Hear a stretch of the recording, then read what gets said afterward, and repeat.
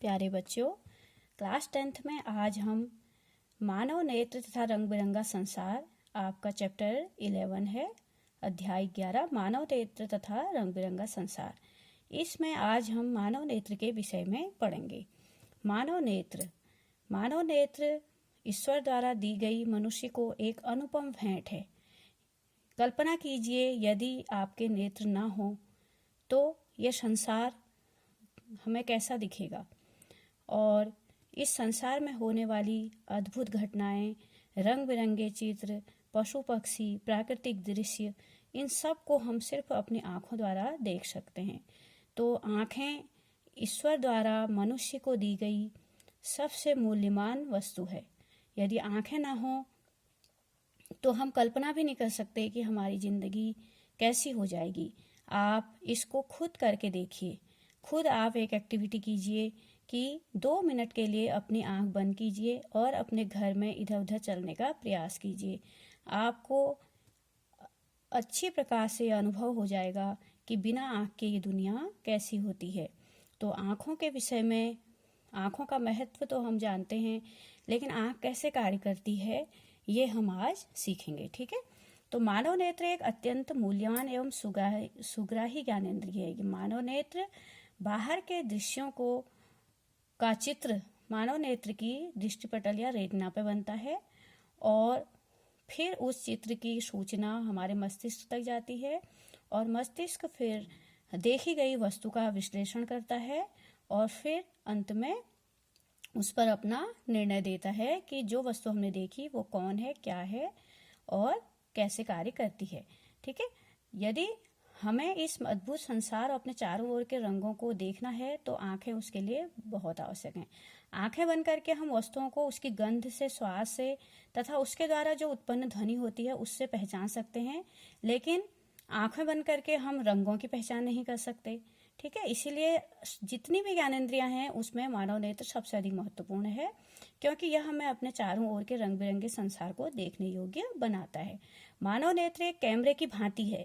इसका लेंस निकाय एक प्रकाश सुग्राही पर्दे, जिसे रेटिना या दृष्टिपटल कहते हैं, वहां पर प्रतिबिंब बनता है। ये दृष्टिपटल है, दृष्टिपटल पर ही किसी भी वस्तु का प्रतिबिंब बनता है। ठीक है।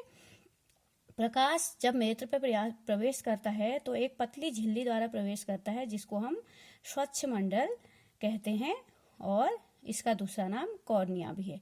ठीक है। तो कॉर्निया से आंखों में, नेत्रों में प्रकाश जो है वो प्रवेश करता है। ठीक है।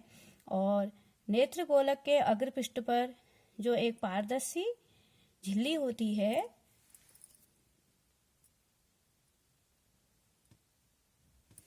पारदर्शी उभार जैसी झिल्ली होती है, जब हम आंखों को छूते हैं तो हमें उभार जैसा देता है।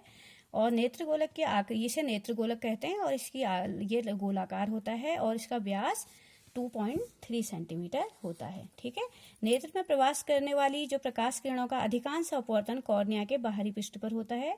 क्रिस्टली लेंस केवल विभिन्न दूरियों पर रखी वस्तुओं को रेटिना पर फोकसित करने के लिए आवश्यक फोकस दूरी में सूक्ष्म समायोजन करता है।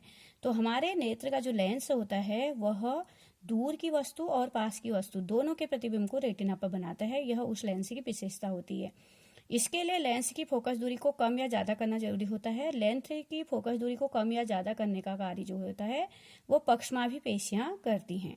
कॉर्निया के पीछे एक और संरचना होती है जिसे परितारिका कहते हैं। परितारिका जो है वह एक पेशी डायफ्राम है जो हमारी आंख की पुतली के साइज को नियंत्रित करता है। पुतली नेत्र में प्रवेश करने वाले प्रकाश की मात्रा को नियंत्रित करती है। ठीक है। तो पुतली का कार्य है, नेत्र में जो प्रकाश प्रवेश करेगा वह कितनी मात्रा में प्रवेश करेगा, यह पुतली का काम है। ठीक है। और दूसरा, पुतली के साइज को नियंत्रित करने का काम परितारिका करती है। और जो नेत्र लेंस होता है वह दूर और पास की दोनों वस्तुओं को फोकसित करने का काम करता है, जिससे कि वस्तु का प्रतिबिंब रेटिना पर ही बने। और हमारे जो नेत्र लेंस है उसका नाम है अभिनेत्र लेंस। अभिनेत्र लेंस जो होता है वह किसी भी वस्तु का उल्टा प्रतिबिंब बनाता है हमारी रेटिना पर। और रेटिना जो होती है एक सूक्ष्म झिल्ली होती है जिसमें बहुत सी संख्या में प्रकाश सुग्राही कोशिकाएं होती हैं। तो प्रदीप्त होने पर प्रकाश सुग्राही कोशिकाएं सक्रिय हो जाती हैं और विद्युत सिग्नल उत्पन्न करती हैं जो भी सूचना किसी वस्तु की जो हम आंखों द्वारा देखते हैं, उसकी सूचना जो मस्तिष्क तक जाती है, ये सिग्नल एक जो सूचना है यह एक विद्युत सिग्नल के रूप में जाती है। ये सिग्नल जो है दृक् तंत्रिकाओं द्वारा मस्तिष्क तक पहुंचा दिए जाते हैं। ठीक है, तो आंखों के रेटिना के पास से एक अंध बिंदु होता है, वहां से दृक् तंत्रिकाएं देखी गई वस्तु की सूचना को मस्तिष्क तक पहुंचाते हैं और मस्तिष्क तब इन सिग्नलों की व्याख्या करता है और इस सूचना को संसाधित करता है, यानी कि उसका विश्लेषण करता है कि कौन सी वस्तु है, क्या है, कैसी दिखती है, जिससे कि हम वस्तु को वैसा ही देख सकते हैं जैसा कि वह है। तो यह हमारी आंखों का नेत्र की संरचना है। और उसकी एक बार हम फिर आंखों की संरचना के बारे में पढ़ते हैं। दृष्टिपटल जिस पे प्रतिबिंब बनता है किसी भी वस्तु का, वह रेटिना है। इसको हम रेटिना दृष्टिपटल कहते हैं। दृष्टिपटल के पास ही दृक् तंत्रिकाएं होती हैं जो देखी गई वस्तु की सूचना को मस्तिष्क तक ले जाती हैं। ये पक्षमाभी पेशियां हैं। पक्षमाभी पेशियों का कार्य है नेत्र लेंस की फोकस दूरी को कम या ज्यादा करना। जब भी कोई वस्तु दूर होती है तो तब हमारे नेत्र लेंस की के पास जो पक्षमाभी पेशियां होती हैं वो शिथिल पड़ जाती हैं, जिससे कि लेंस पतला हो जाता है, फोकस दूरी बढ़ जाती है और दूर की वस्तु आराम से दिख जाती है, यानी कि उसका प्रतिबिंब रेटिना पर बन जाता है।